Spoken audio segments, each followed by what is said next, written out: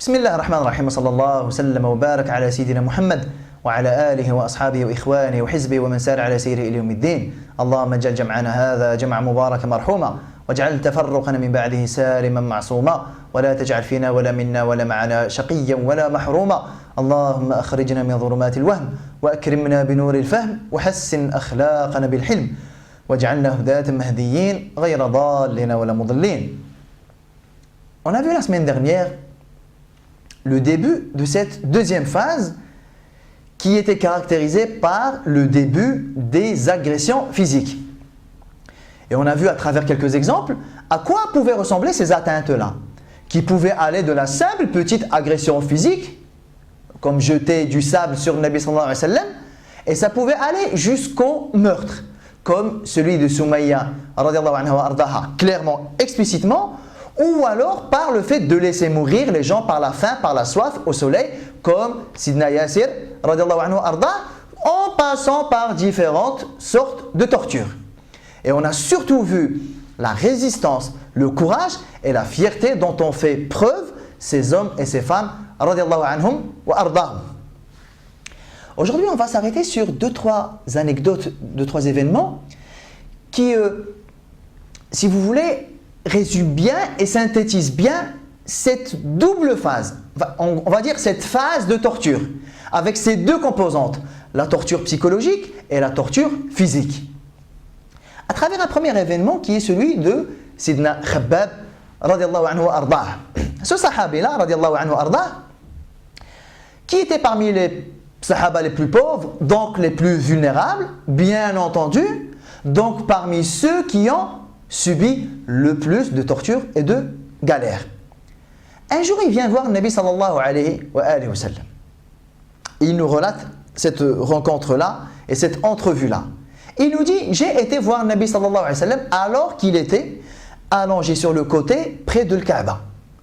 Je le salua et je lui demanda, deux points, ô messager d'Allah, ya Rasulallah sallallahu alayhi wa sallam, tu ne veux pas en quelque sorte demander dua, faire dua pour nous? Ne veux-tu pas implorer Allah subhanahu wa ta'ala en notre faveur?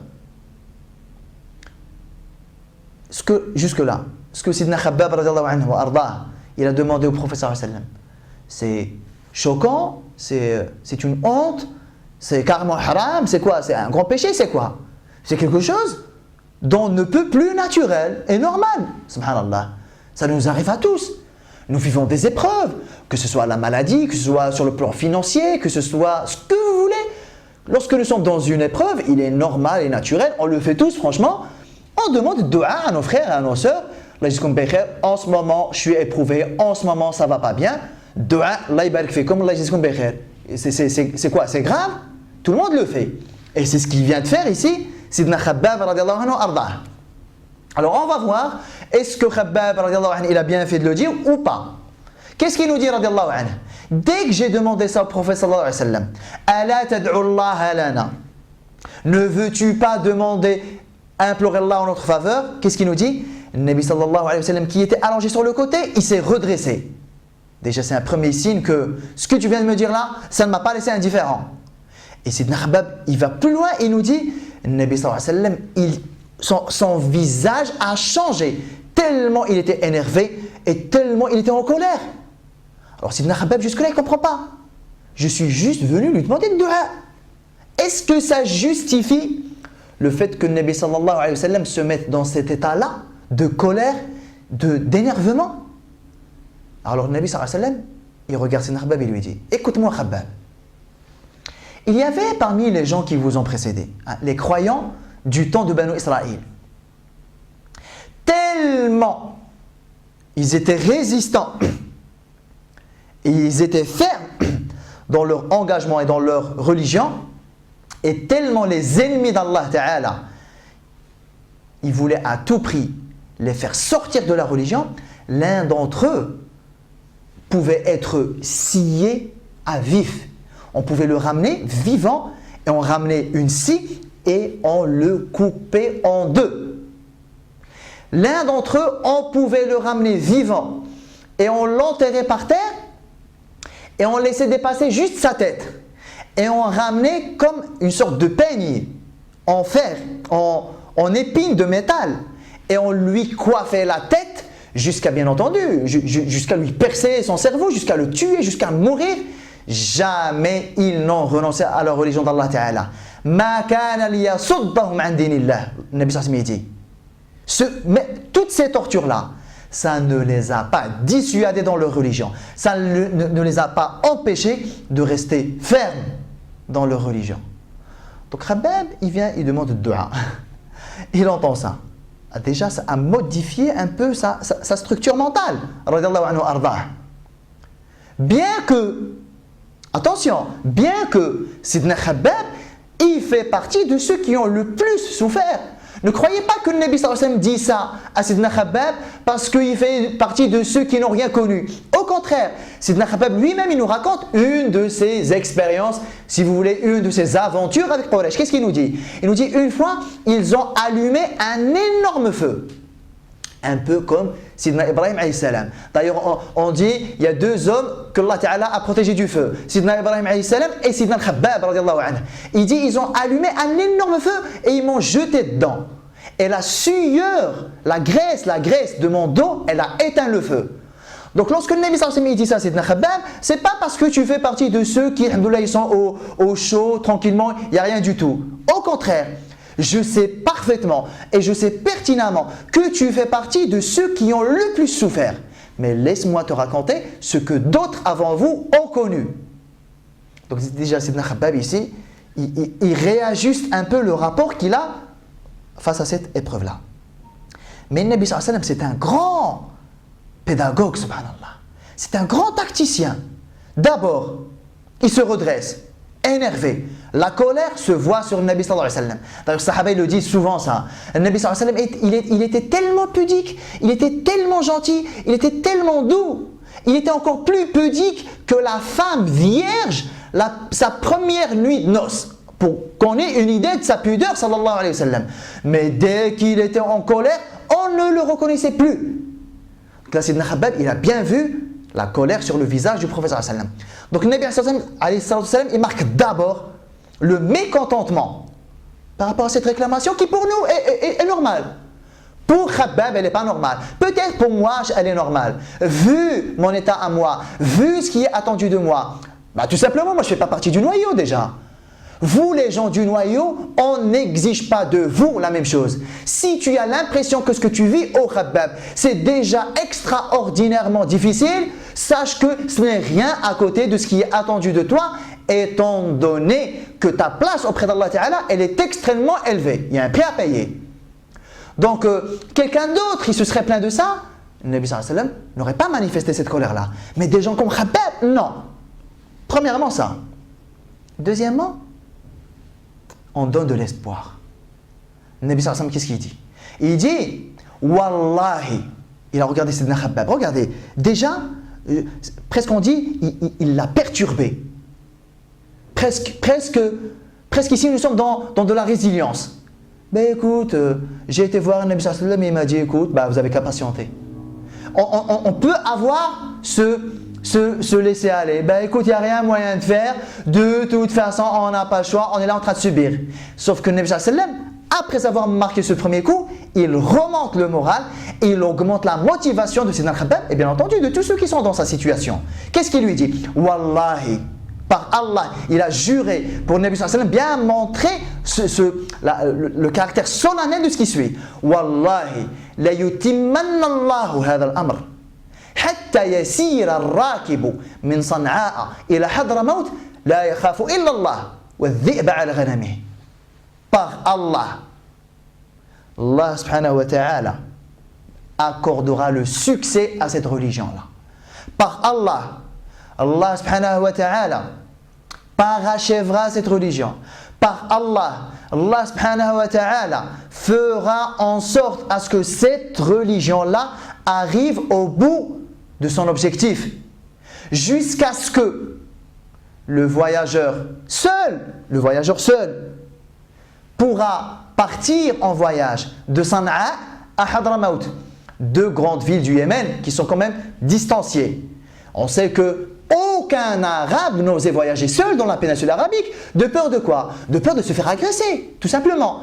Nabi sallallahu alayhi wa sallam, qu'est-ce qu'il dit, Sidna Khabbab? Wallahi, Allah subhanahu wa ta'ala va accorder le succès à cette religion jusqu'à ce qu'une personne seule pourra parcourir un tel voyage entre San'a et Hadramaut sans avoir peur de quoi que ce soit.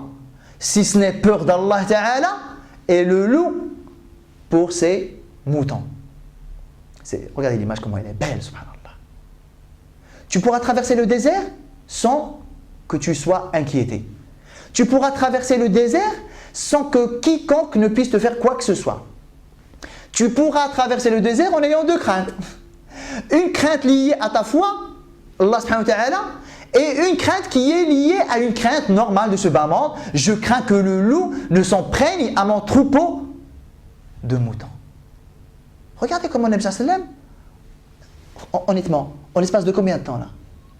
En l'espace de 10-15 secondes, il a transformé Sidna Khabbab entre la demande de dua dans une situation de galère. Il l'a transformé à, ben écoute, il y a eu des gens pires que vous, ils ont connu pire que ça. Pourtant, ils ont résisté.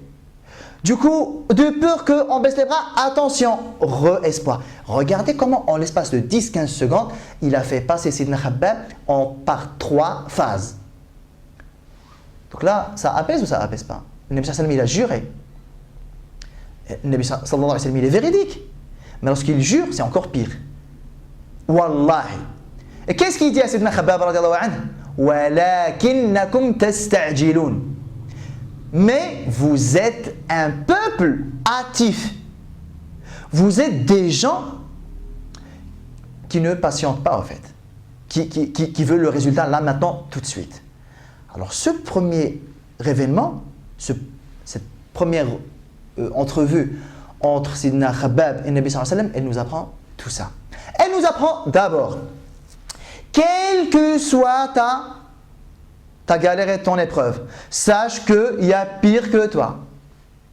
D'ailleurs, moi, des fois, les frères et les sœurs, lorsqu'ils viennent nous raconter un peu leurs épreuves, ben déjà, lorsque je vois que ça coince, non, voilà, moi, mes épreuves, c'est les pires, c'est les pires, c'est les pires, c'est les pires. Vous savez, on peut penser ça.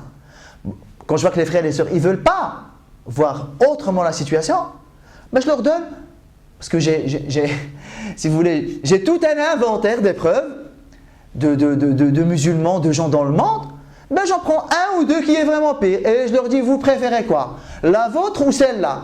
Ah ouais, c'est vrai, ben il y a pire que nous. Donc déjà, il y a ça. Quelles que soient nos épreuves, il y a pire que nous. Donc ça nous permet de relativiser. Et ça, c'est très bon dans le fait dans la relation d'aide. Ça permet de relativiser. Ah ouais, c'est vrai, ben écoute, de quoi je me plains moi? Deuxièmement, ça nous renseigne sur le fait que les épreuves, elles sont en fonction de qui tu es. Et bien entendu, quand je dis qui tu es, ça dépend de qu'est-ce que tu veux. Est-ce que tu fais partie de ceux qui veulent les plus hauts degrés auprès d'Allah Ta'ala? Ben si c'est oui, ben ok, ben attends-toi à des épreuves un peu particulières. Et si c'est oui, ben attends-toi à payer un prix plus élevé que si tu visais des degrés un peu moindres. Toi, Khabbab, ce que l'on veut pour toi, ce n'est pas exactement la même chose. Ça nous apprend que dans cette relation d'aide, toujours on va dire, ça on l'a dit, lors de la rencontre entre le Nabi sallallahu alayhi wa sallam et Sayyidina Jibril alayhi salam, toujours dans ce choc émotionnel. Si on veut que les gens y retiennent ce qu'on a envie de leur dire par la suite, il y a intérêt à les bousculer un peu émotionnellement. Parce que c'était quand même émotif, quoi. Est-ce qu'on réalise finalement? On ramène un croyant vivant et on le scie en deux. Est-ce qu'on arrive à réaliser ça? Est-ce qu'on arrive à réaliser qu'on ramène un croyant vivant et on va commencer à lui coiffer le cerveau avec des épines en fer jusqu'à le tuer sans jamais s'écarter de la voie d'Allah Ta'ala? Donc là, émotionnellement, on est très impliqué là. Et parce qu'il y a eu la colère du prophète sallallahu alayhi wa sallam, parce qu'il y a eu ce récit qui est quand même dur à entendre, subhanallah, tout ce que des musulmans, ce qu'on peut le dire, ce sont des musulmans les gens là, parce qu'ils étaient soumis à Allah Ta'ala, tout ce qu'ils ont dû subir dans le chemin d'Allah Ta'ala, et uniquement pour la face d'Allah Ta'ala, émotionnellement on est dedans. Et sans que on tombe dans un sentiment de c'est bon, je suis complètement abattu. Non, non, ici, quatrième enseignement, c'est que le Nabi sallallahu alayhi wa sallam, il apporte ici une lueur d'espoir qui est véridique. Hein. Ce n'est pas une promesse juste pour faire joli. Ce n'est pas une promesse juste pour remonter le moral. Parce que vous savez, nous, des fois, il y a des personnes qui viennent nous dire écoute, nous, et nous, on essaie de leur remonter le moral par des choses. Tu sais, tu verras, les choses s'arrangeront. Ah ouais? C'est risqué de dire ça. Et si jamais les choses ne s'arrangent pas, qu'est-ce qui se passe? Vous voyez, des fois, les gens, ils sont vraiment malades.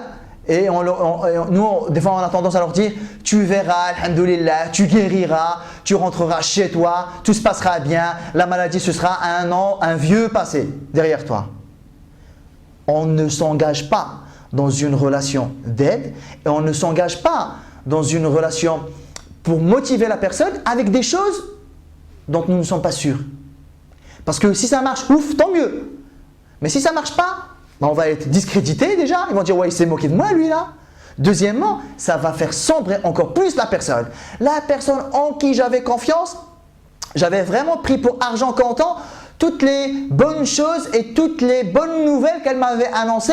Là, je suis dégoûté, laisse tomber. Aujourd'hui, on ne peut plus faire confiance en personne. Donc, s'engager dans une relation d'aide et motiver une personne par des choses réelles. Des choses réelles comme quoi? Comme ça. Le Nabi sallallahu alayhi wa sallam, qu'est-ce qu'il a dit à Sayyidina Khabbab radiyallahu anhu arda? C'est très important. Qu'est-ce qu'il lui a dit? Wallahi, par Allah, Allah subhanahu wa ta'ala accordera le succès à cette religion jusqu'à ce que l'un d'entre vous pourra voyager seul dans le désert entre Sana'a et Hadramaut en n'ayant crainte de rien du tout, si ce n'est la crainte qui l'engage lui avec Allah et les craintes de ce bas monde, la crainte de voir le loup attaquer son troupeau.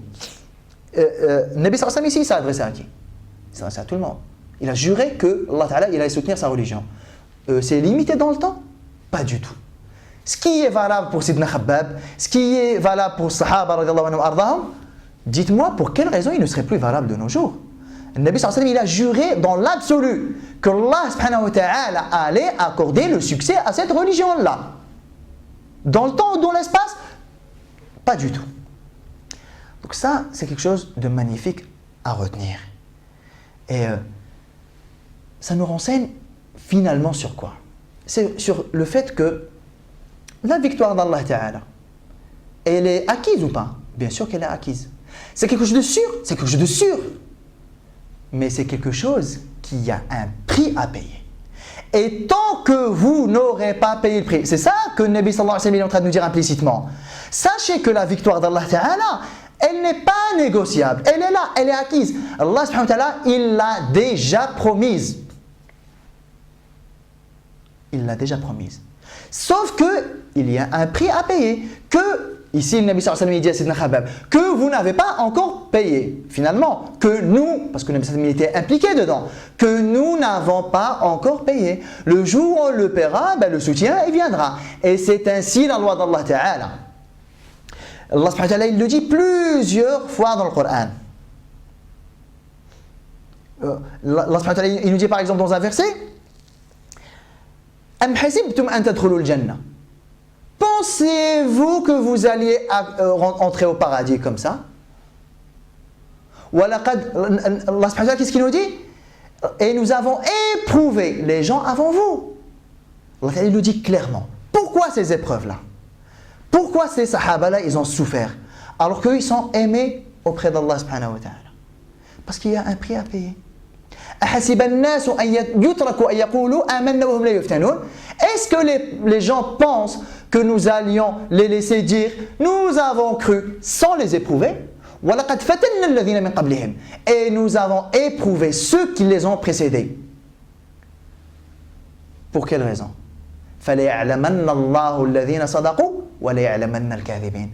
C'est pour que Allah Ta'ala, c'est comme si c'était en fait un tamis. Allah Ta'ala, il tamise. Allah Ta'ala, il éprouve les gens pour faire ressortir les véridiques des moins véridiques. Et ça, on le sait, je pense par expérience, on le voit. C'est dans les épreuves déjà qu'on retrouve les vrais amis.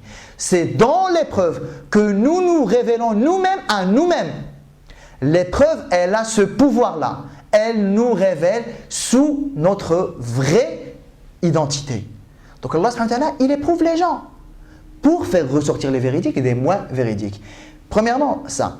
Deuxièmement, parce qu'il y a un prix à payer et vous n'allez pas accéder à la victoire d'Allah Ta'ala sans rien.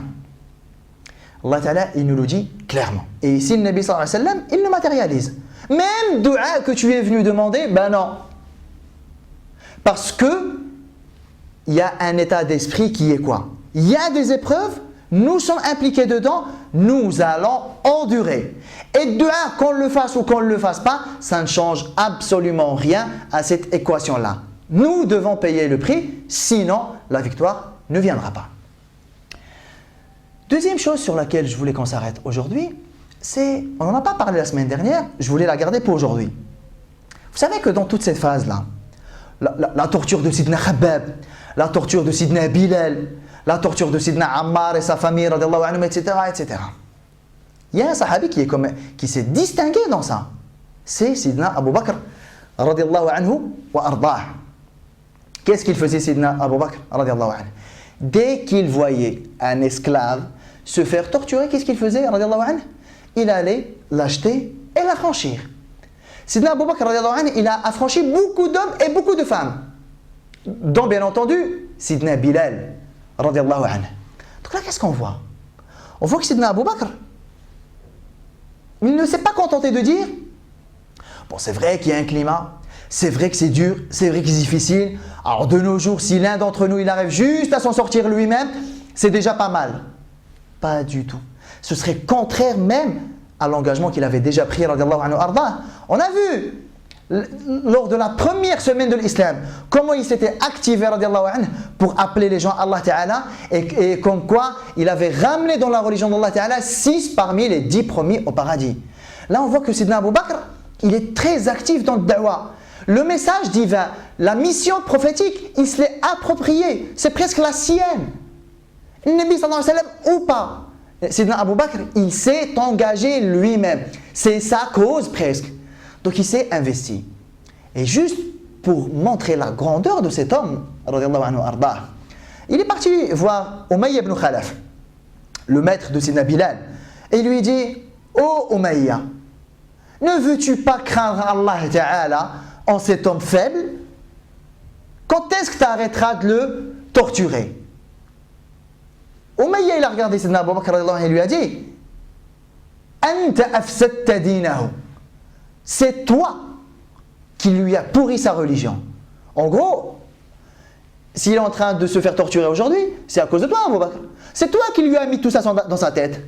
Si tu veux, puisque c'est toi qui lui as pourri sa vie, en l'ayant appelé à cette religion-là, sauve-le toi de cette situation-là. Sidna Abu Bakr lui a dit: d'accord, vends-le-moi. Il lui a dit: il est à toi, donne-moi ce que tu veux. Alors on dit que Sidna Abu Bakr, il a donné à Umayya ibn Khalaf 3 dirhams. On va dire dirhams en tant qu'unité de mesure d'or.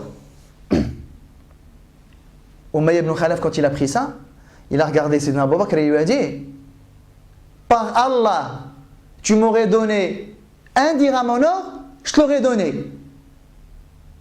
Tellement il n'a aucune valeur cet esclave-là. Sidna Abu Bakr il regarde Umayya ibn Khalaf, il lui dit: par Allah, tu m'aurais demandé 100 pièces d'or, je te les aurais données. Alors ça aussi, moi, ça me fait un peu, ça me fait cogiter dans mon esprit intérieurement, subhanallah. Qu'est-ce qu'il avait à gagner, Sidna Abu Bakr, radiyallahu anhu arda? Qu'est-ce qu'il avait à gagner ici? Est-ce que vous réalisez ce que c'est 100 pièces d'or à l'époque? Et lorsque Sidna Abu Bakr lui a dit: si tu m'avais demandé 100 pièces d'or, je te les aurais données, c'était pas façon de parler. Il était vraiment vrai et véridique et sincère dans ce qu'il dit. Et à chaque fois, il en était ainsi. À chaque fois qu'il voyait un esclave ou une esclave se faire torturer, il les achetait et il les affranchissait. Radiyallahu anhu wa ardah. Une fois même, subhanallah, quand on nous dit et quand on n'arrête pas de dire que les hommes et les femmes qui faisaient partie de cette première génération de Sahaba, c'était des gens d'une grande qualité. Une fois, Sidna Abu Bakr, il est passé, il a vu deux esclaves. Une femme et sa fille. Toutes les deux, elles étaient esclaves pour une Qurayshite.